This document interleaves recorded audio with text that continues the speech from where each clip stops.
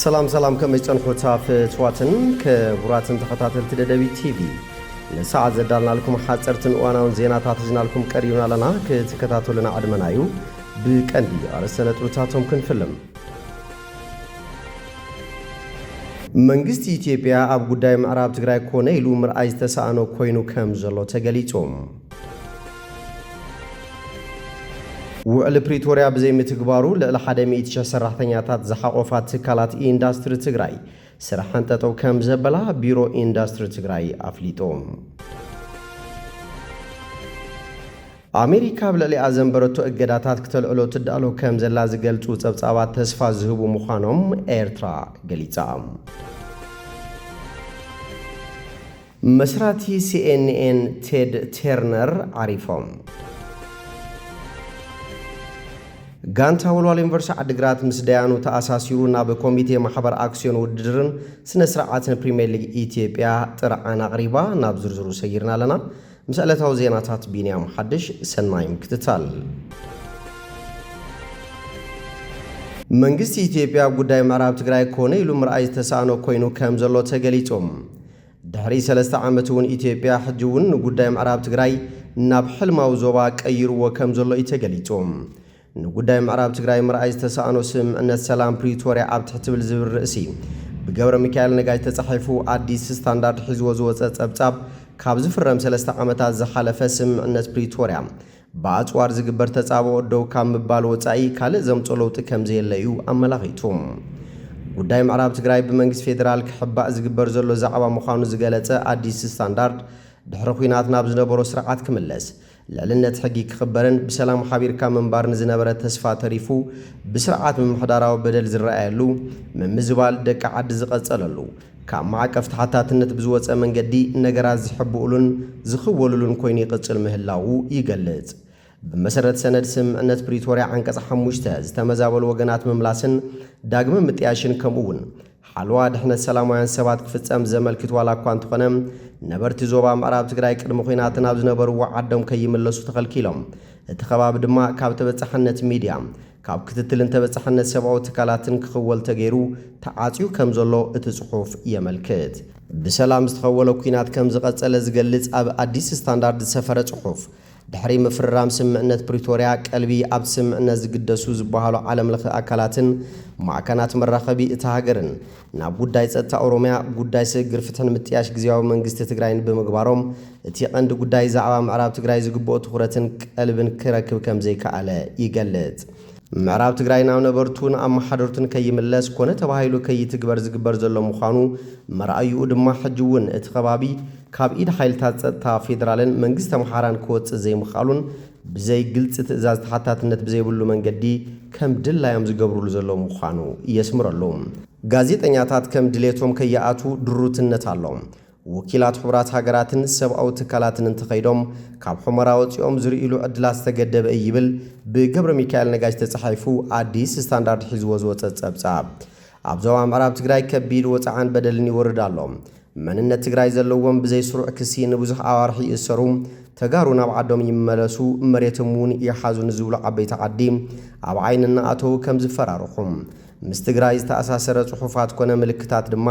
ክስወር ከም ዝግበር ንዝወፁ ጸብጻባት ሂዩማን ራይትስ ዎች ብምጥቃስ ይገልጽ ካብ ትግራይ ንሕብረት ኣፍሪቃ ንሰብኣዊ መሰላትን ዓለም ለኸ ትካላትን ኣብ ፈጻጽማ ዘሎ ጸገም ስምዕታታት የቕርብ እኳ እንተኾነ ዝግብኦ ትኹረትን ምላሽን ዘይወሃቦም ብፍላይ ብዘይ ስሩዕ ሕገ መንግስታዊ መንገዲ ዝመሓደር ዘሎ ጉዳይ ምዕራብ ትግራይ ጥቡቕ ጠመተ ዘይተገበረሉ ይብል እቲ ብገብረ ሚካኤል ነጋሽ ተጻሒፉ ዝቐረበ ጸብጻብ ብፍላይ ሕብረት ኣፍሪቃ መንግስቲ ኣሜሪካ ሕብረት ኣውሮፓን ኩሉ ናብ ንቡር መምላስ ሓልዋ ሰብኣዊ መሰላት ክትግበር መምላስ ተመዛበሉ ወገናትና ክትትል ዝግበረሉ ምዃኑ እኳ እንተተነገረ ጉዳይ ምዕራብ ትግራይ መልክዕ ክሕዝ ዘይምኽኣሉ ግና ምስኣና ቃልቦን ክትትልን ብግልፂ ዘመላኽት ኮይኑ ዝረአ ዘሎ ቁሉዕ ጉዳይ ይብል እቲ ጽሑፍ ስለዝኾነ እቲ ናብ ሰላም ዝወስድ መንገዲ መንግስቲ ፌደራል ዘዋፈሮም ኩሎም ሓይልታት ጸጥታ ካብ ምዕራብ ትግራይ ክወፁ ይግባእ ኣብ ምዕራብ ትግራይ ዝተፈጸሙ በደላት ብሕጊ ተዳንዮም ፍታሕ ክረኽቡን ጥፋኣተኛታት ድማ ክሕተቱን ክግበር ኣለዎ ይብል እቲ ጽሑፍ ውዕል ፕሪቶሪያ ብዘይ ምትግባሩ ለ100,000 ሰራሕተኛታት ዝሓቆፋ ትካላት ኢንዱስትሪ ትግራይ ስራሕን ጠጠው ከም ዘበላ ቢሮ ኢንዱስትሪ ትግራይ ኣፍሊጡ ቢሮ ኢንዱስትሪ ትግራይ አብሉ ኩነታትን ብድሆታት ትካላት ማኑፋክቸሪንግና መልኪቱ መግለጽ ሂቦም ኣብ ትግራይ ልዕሊ 100 ሰራሕተኛታት ዝቆፀራ ልዕሊ 6,000 ትካላት ኣናእሽተይን ማእኸሎትን ተጣይሸን ነይረን ኢሎም ምክትል ሓላፊ ቢሮ ኢንዱስትሪ ትግራይ ኣይተመሓረ ገብረ ሚካኤል እተን ትካላት በቲ ጆኖሳይዳዊ ኩናት ልዕሊ 95 ሚእታዊት ከም ዝዓነዋ እውን ኣብሪሆም ነቲ ኩናት ጠጠው ዘበለ ስምዕ ውዕል ፕሪቶርያ ኣብ ቁጠባ ትግራይ ሕውየት ክፈጥር ትፅቢት ተገይሩሉ ከይሰመረ በርዒን እዩ ክብሉ ገሊፆም ቅድሚ ኩናት ንስራሕ ተባሂሉ ካብ ባንክታትን ትካላት ፋይናንስን ዝተወሰደ ልቃሕ ብሰንኪ ኩናትን ዘይምትግባረት ውዕልን ኣብ ተግባር ከይወዓለ ሕጂ ንምምላሱ ከቢድ ፀገም ተፈጢሩ ከም ዘሎ እዮም ገሊፆም ኣብ ዙርያ እዚ ቅድሚ ሕጂ ብላዕለዎት ሓለፍቲ ግዝያዊ ምሕዳር ትግራይ ምስ ዝምልከቶም ኣካላት ፌደራል ተዘራሪቦም ከም ዝነበሩን ክሳብ ሕጂ ግን ዝተፈትሐ ፀገም ውዝፍ ልቃሕን ወለድን ከም ዘየለ ሓቢሮም ዝተማልአ መሰረተ ልምዓት ዘይምህላውን ዝድለ ቀረባት ብዝድለ ክበፅሕ ኣይከኣለን ክብሉ ሓቢሮም ጥረቕሑ ካብ ወፃእ ክኣትዉ ዘይምኽኣሎምን ምቹው መስርሕ ቦታ ዘይምህላውን ተወሳኺ ፀገም ከም ዝኾነ ድማ ኣብሪሆም ምስ ትካላት ጣልያን ኣብ ምርምር ዓውዲ ማኑፋክቸሪንግን ትግራይ ብሓገዝ ክስርሑ ዝተገበረ ስምዕ በቲ ዘለዎ ክልከላታት ፌደራልን ዘይምርግጋዕን ክትግበር ከም ዘይከኣለ እውን ገሊፆም እቲ ንባዕኸር ኢንዱስትሪ ተባሂሉ ዝወፀ በጀት ናብ ትግራይ ክኣቱ ከም ዘይከኣለ እውን ወሲኾም ገሊፆም ካብዚ ብተወሳኺ ብመሳርሒ ማሽናትን ትካላት ኣናእሽተይን ማእኸሎትን ዝወሃብ ዝነበረ ካፒታል ልቃሕ እውን ከቢድ ዕንቅፋት ተፈጢሩ ከም ዘሎ ገሊፆም ኣብ ትግራይ ማሽናት ማኑፋክቸሪንግ ብልቃሕ ብምቕራብ ዕዙዝ ግደ ዝነበሮ ካዛ እውን ብሰንኪቲ ዘሎ ክልከላታት ክሰርሕ ከም ዘይከኣለ ተዛሪቦም ነዚ ኣመልኪቱ ከም ቢሮ ንዝምልከቶ ኣካል ፌደራል ብተደጋጋሚ ዋላ እኳ እንተፍለጠ ክሳብ ሕጂ ግን ሰማዒ ከም ዘይተረኸበ ተገሊጹ ብሰንኪቲ ሕጂ ኣጋጢሙ ዘሎ ሕፅረት ቀረብ ነዳዲ ድማ ምንቅስቓስ ትካላት ኣናእሽተይን ማእኸሎትን ጠጠው ከም ዝበለ እዮም ተዛሪቦም እቲ ቤት ምኽሪ ናብ ስራሕ ምምላስ ስዒቡ ምስ ቆምቲ ኮሚቴታቱ ብምዃኑ ዘለው ፀገማት ብእዋኖም ክረኣዩን ግቡእ መፍትሒ ክረኽቡን ባይታ ዘንጽፍ ምዃኑ እውን እቶም ሓላፊ ተዛሪቦም ኣሜሪካ ኣብ ልዕሊኣ ዘንበረቶ እገዳታት ክተልዕሎ ትዳሎ ከም ዘላ ዝገልጽ ጸብጻባት ተስፋ ዝህብ ምዃኑ ኤርትራ ገሊጻ ሚኒስትሪ ዜናት ሃገር ሮብዕ 6 ጉንቦት ኣብ ዘውፅኦ መግለጺ እቲ እገዳታት ክለዓል ዝብል ጸብጻባት ከም ዘሎ ብምጥቃስ እቲ ስጉምቲ ነቲ ጉጉ ክብል ዝገለጾ ፖሊስታት ዋሽንግተን ብዘላቕነት ብምእራም ፍትሒ ሕጋውነትን ርትዕን ዘረጋግጽ ክኸውን ተስፋ ንገብር ኢሎም ነቲ እገዳታት ኣብ መጋባእያ ዓለም ክትነቕፎ ፀንሐት ኣስመራ ንፈለማ ኣዋንያ ብዛዕባ እዚ ናይ ምልዓል ፅንፅንታ ርእይቶ ትህብ ዘላ ምምሕዳር ዶናልድ ትራምፕ ንእገዳ ኤርትራ ከልዕሎ ምዃኑ ሮይተርስ ዝረኣዮ ናይ ውሽጢ ሰነድ መንግስቲ ኣሜሪካ ይመልክት እዚ ውሳነ ምስቲ ሃገር ኣብ ቀይሕ ባሕሪ ዘለዋ ስትራቴጂያዊ ኣቀማምጣ ዝተኣሳሰረ ምዃኑ ድማ ተንተንቲ ይገልጹ እቲ ኣብ 2021 ቆጽራ ፈረንጂ ዝተነብረ እገዳ ብቐንዱ ምስቲ ኣብ ትግራይ ዝተኻየደ ጆኖሳይዳዊ ኩናት ዝተፈጸሙ ግፍዕታትን ዝተኣሳሰረ ኮይኑ ንሰራዊት ኤርትራ ገዛኢ ውድብ ህግደፍን ከምውን ንሓላፍ ሃገራዊ ድሕነት ኤርትራ ዕላማ ዝገበረ እዩ እቲ ንምምሕዳራት ፕሬዚዳንት ባራክ ኦባማን ፕሬዚዳንት ጆ ባይደን ዝነቐፈ ጋዜጣዊ መግለፂ ሚኒስትሪ ዜና እቲ እገዳታት ዓሎቕ ምንባሩ ይጠቅስ ኣብ መወዳእታ 2009 ኣብ ቅንያት ክሪስማስ ምምሕዳር ኦባማ ዝፈብረኾን ዝደፍኣሉን ዝኾነ ጭብፂ ወይ መርትዖ ዘይነበሮ ዝኾነ ሕጋዊ መስርሕ ዘይተኸተለ ዓላቑ እገዳ ብስም ባይቶ ፀጥታ ሕብራት ሃገራት ተበይኑ ሞጎታዊ ኩነኔና ሽዑ ኣውጁና ኢሉ መምቕኔታ ናይቲ እገዳ እንታይ ከም ዝነበረን ምፍላጥ ኤርትራ ዝገበረቶ ጻዕሪ ክምለሽና ጠሊብና ዛጊትካ ኣይተመለሸን ንኣሽባብ ዝድገፍ ዝነበረን ዘሎን እመን እዩ ናይ ዓላቑ እገዳታት ተሓታት ከዓ ኣብ ቅድሚ ሕጊ ይቕረብ ይብል ኣብዚ ቅንያት እዚ እቲ ብሕቡራት መንግስታት ኣሜሪካ ዝተበየነ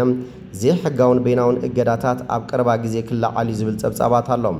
እዚ ስጉምቲ እዚ ነቲ ጉጊ ፖሊስታት ብዘላቕነት ብምእራም ፍትሒ ሕጋውነትን ርትዕን ዘረጋግጽ ክኸውን ተስፋ ንገብር ኢሉ ፕሬዚዳንት ኢሳያስ ኣፈወርቂ ምስቲ ምምሕዳር ዘካየዶ ጽምዶ ክዕወት ከም ዘይከኣለ ክገልጽ ምጽንሑ ይፍለጥ ኣብቲ ኣብ ፈለማ ናይ ዝዓመት ዘካየዶ ቃለ መሕተት ዋሽንግተን ኣብ ኤርትራ ወፍሪ ከም ዘይከኣል ምግላጻ ከም ዘቆጥዖ ተዛሪቡ ነይሩ መደወኒ ወይ ድማ መሰይጤና ዓይነት መልእኽቲ እዩ ብኸመይ መንገዲ ከም ዝተጋራጫው መልእኽቲ ክመጽእ ይኽእል ኢሉ በቲ ሓደ ወገን ኮፍ ኢልና ክንዛረብ ንደሊና ብዛዕባ ወፍሪ ብዛዕባ ቁጠባ ምትሕጋዝ እንድሕር ተባሂሉ ኣብ ኤርትራ ኣይከኣልን እንድሕር ዝበሃል ኮይኑ ንምንታይ እቲ ዕላማ ጸቕጢ ክትግበር ወፍሪ ብናትካ ኩነት ክተገድድ ምእንቲ ዶስ ነቲ ጽምዶ ንገዛእ ርእሱ ክትብትኖ ምእንቲ እዩ ዝግበር ዘሎ ኢሉ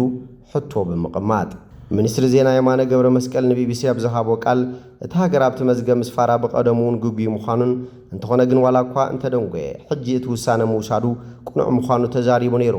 ኣብተን ዝሓለፈ 10 ዓመታት ኤርትራ ኣብ ቃልሲ አንጻር ግብረ ሽበራ ዝነበራ ተራ ዝድነቕ ብምባልዩ ሃገሩ ኣብቲ መዝገብ ምስፋራ ርትዓው ከም ዘይነበረ ኣረዲዮም። መስራቲ ሲኤንኤን ቴድ ቴርነር ዓሪፎም። መልክዕ አቀራረባ ዜና ነጠቓቕማ ሚድያን ዓለምና ዝቐየሩ ውሪ በዓል ሃብቲ ቴድ ተርነር ኣብ መበል 87 ዓመቶም ካብዛ ዓለም ብሞት ከም ዝተፈለዩ ሲኤንኤን ኣረጋጊጹ። ኣብ 1980ታት ንፈለማ እዋን ን24 ሰዓታት ዝፍኖ ቻናል ዜና ዝመስረቱ ቴርነር ነቲ ሽዑ ዘይሕሰብ ዝነበረ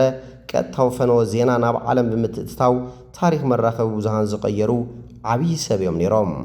ዜና ኣብ ነፍሲ ወከፍ ሰዓትን ኣብ ነፍሲ ወከፍ ደቂቕን ናብ ዓለም ክበጽሕ ኣለዎ ኢሎም ብምእማን ናይ መጀመርታ 24 ሰዓታት ማዕከን ዜና መስሪቶም ንውድብ ሕቡራት ሃገራት UN $1 ቢልዮን ብምውፋይ ኣብ ሰብኣዊ መሰላትን ሓለዋ ከባብን ሩኢ ተራ ዝተጻወቱ ሰብ ምንባሮም ድማ ይንገረሎም። ዝተፈላለያ መደበራት ቴሌቪዥን ካብ ምኽፋት ብተወሳኺ ኣብ ስፖርት ዓለም ድማ ከም ኣትላንታ ብሬቭስ ዝኣመሰላ ትካላት ወኒኖም። ቴድ ተርነር ብጀካት ዘለዎም ናይ ቢዝነስን ሚድያን ብቕዓት ብግልፂ ምዝራብን ኣብ ፈጠራ ዝተመስረተ ብቕዓት ኣመራርሖኦምን ብብዙሓት ኣድናቖት ዝረኸቡ ምንባሮም ይንገር። ጋንታ ወልዋሎ ዩኒቨርሲቲ ዓዲግራት ምስ ዳያኑ ተኣሳሲሩ ናብ ኮሚቴ ማሕበር ኣክስዮን ውድድርን ስነ ስርዓትን ፕሪምየር ሊግ ኢትዮጵያ ጥርዓን ኣቕሪባ። ኣብ ፕሪምየር ሊግ ኢትዮጵያ CBE ኢትዮጵያ ተሳተፍ ዘላ ጋንታ ወልዋሎ ዩኒቨርሲቲ ዓዲግራት 28 ሚያዝያ 2018 ዓ.ም ምስ ነገሌ ኣርሲ ኣብ ዝነበራ ግጥም ብዳያኑ ትዕለት ዘይፍትሓዊ ውሳነታት ሓሊፎም እዮም ብምባልዩ ናብቲ ኮሚቴ ጥርዓን ኣቕሪባ ዘላ። እቲ ጸወታ ዝመርሑ ዝነበሩ 4ኦም ዳያኑ ብዝግባእ ክንዲ ዝመርሕዎ ኣብ ልዕሊ ተጻዋታይ ጋንታ ወልዋሎ ዩኒቨርሲቲ ዓዲግራት ዳዊት ገብሩ ጥፍኣት ተሰሪሑ ኣብ ክንዲ ቅጽዓት ክወሃባ ኣታሊልካ ተባሂሉ ብጫ ካርድ ተዋሂብዎም። ነገሌ ኣርሲ ዘመዝገበቶ ሾቶ ካብ ጾወታ ወፃእ እናሃለወ ሾቶ ኢሎም ምስዳቆምን ካልኦት ዛዕባታትን ዝሓዘ ጥርዓን እያ ኣቕሪባ። ጋንታ ወልዋሎ ዩኒቨርሲቲ ዓዲግራት እቲ ዘቕረበቶ ጥርዓን ፍትሓዊ ምላሽ ክወሃባ ድማ ሓቲታላ። እምበኣርከስ ፍትዋትን ክቡራትን ተኸታተልቲ ደደቢት ቲቪ ነሰዓ ዘዳልናልኩም ዜናታት ነዚኦም ይመስሉ። ስለ ትምክታልኩም ኣመስጊና ብኻልኦት ክሳብ ንራኸብ ሰሰናይ ንኣኹም።